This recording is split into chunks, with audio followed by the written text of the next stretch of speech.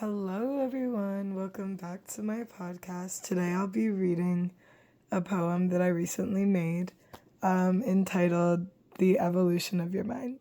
So it was basically a parody or like kind of correlation to the poem How to Live Your Life, where it talked about advice given about how to live your life and things that are said. This one is kind of like the same thing to me, but more of like the evolution of someone's mind, specifically maybe mine, where it's advice on growing up to some extent and how you might see the world and things differently.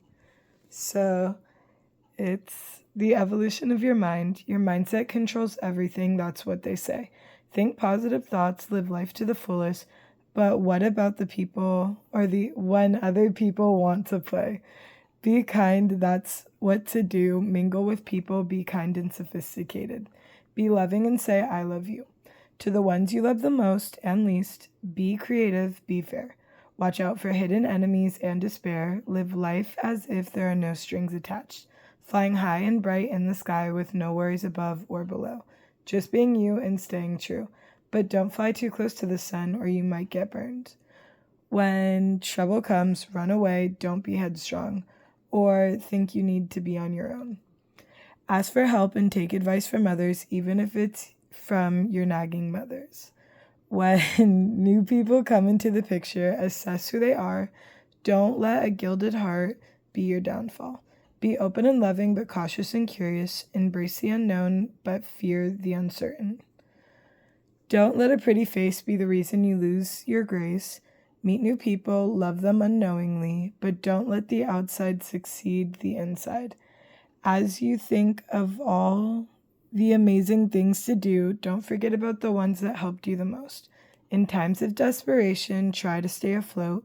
While it might feel like you're drowning and drowning, unable to do anything with the shadows creeping into the abyss below, remember the people you have around you and in front of you. Live life to the fullest, have positive thoughts and people around you, be patient, love to the fullest, jump into the lion's cage known as life, don't run away, watch for the sharp claws, pose for the eyes looking upon you, wear your mind like a weapon in disguise, ready to use it for anyone's demise. And that's it. Okay, how do you personally keep a positive mindset? I would say I keep a positive mindset overall, just trying to remember all the good times and like I guess the ways the positive experiences and things that happen in my life. I just kind of try to remember that and just remember that everything kind of continues to go and move along, which is kind of why I wrote about that in this specific poem. And that's why I talk about living life to the fullest and then still giving time for like play and having fun. And what kind of advice would you give so that, you said to watch out for like negative people? What kind of advice would you give people on how to do that? Um, the advice that I would give to people on how to do that is probably just assess how everyone is, which is kind of what I wrote about. Assess who they are, and then don't let a gilded heart be your downfall. It was kind of more of a way to like describe the thought process behind that and how to take in meeting new people, but also making new friends and people that might be in your life. Which is also why after that I said be open and loving, but cautious and curious. It kind of shows that you can be caring and happy with people, but at the same time, you do need to be a little wary and like make sure that they really have your best interests in life. Okay. And what would you say was one of the biggest lessons you learned in developing this keeping a positive mindset? I would say the biggest lesson to learn is that it doesn't all happen at once, which is kind of why I made the title The Evolution of Your Minds, because it happens over your lifetime, obviously, specifically as you grow up from being young to older. I would say that it doesn't all happen right away. Obviously, it's like there's give and takes to it. And overall, you just have to keep moving on because life still goes on, even when troubled situations and problems arise. It doesn't end after one situation, which is kind of what the evolution of your mind, like my poem, I wanted to gear towards, along with just the way that your mind will eventually change, as you get new experiences. And what would you tell your younger self, or what advice would you give to your younger self? I think the main advice that I would give to my younger self specifically can be found or like analyzed in the last part of the poem. The lines being live life to the fullest, have positive thoughts and people around you, be patient and love to the fullest.